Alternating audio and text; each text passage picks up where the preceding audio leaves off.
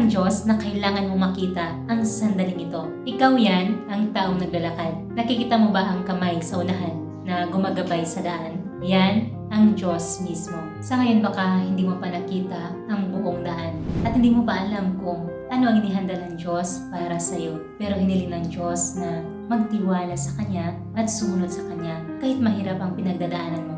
Dahil kapatid, tuloy-tuloy pa rin ang mabuting plano niya para sa iyo. Ilang taon na nakalipas, nagkasakit ako ng malubha at kinailangan na magpagamot. Pero sa mismong panahong iyon ay nanakaw pa ang pera ko. Sobra akong nasaktan at sinabi ko pa sa Diyos, Panginoon, bakit ako? Mas lalo pang naging mahirap dahil ang tatay ko ay nag-leave sa trabaho para alagaan ako at dahil doon, nawalan din siya ng trabaho. Sa sandaling iyon, tuloy na akong nanghina. Pero sa gitna ng aking pagkakasakit ay patuloy akong nananalangin sa Diyos.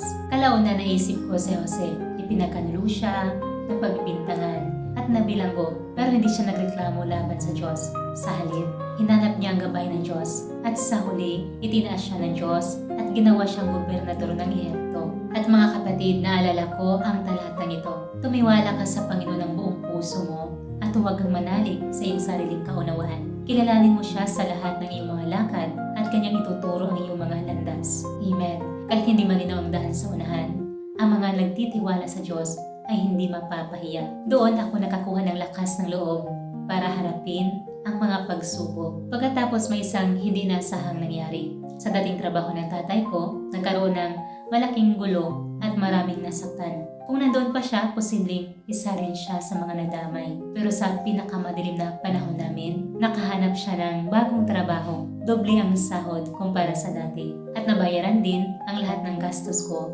sa pagpapagamot. Mga kapatid, naranasan niyo rin ba ang ganitong karanasan? Pwede ninyong ibahagi ang inyong kwento at itag ako. At inanyahan ko rin po kayo na sumali sa aming libreng pagtitipon online kung saan sama-sama nating pag-aaralan ang mga salita ng Diyos at maranasan ang kanyang mga kahanga-hangang gawa. Naway pagpapalain kayo ng Diyos.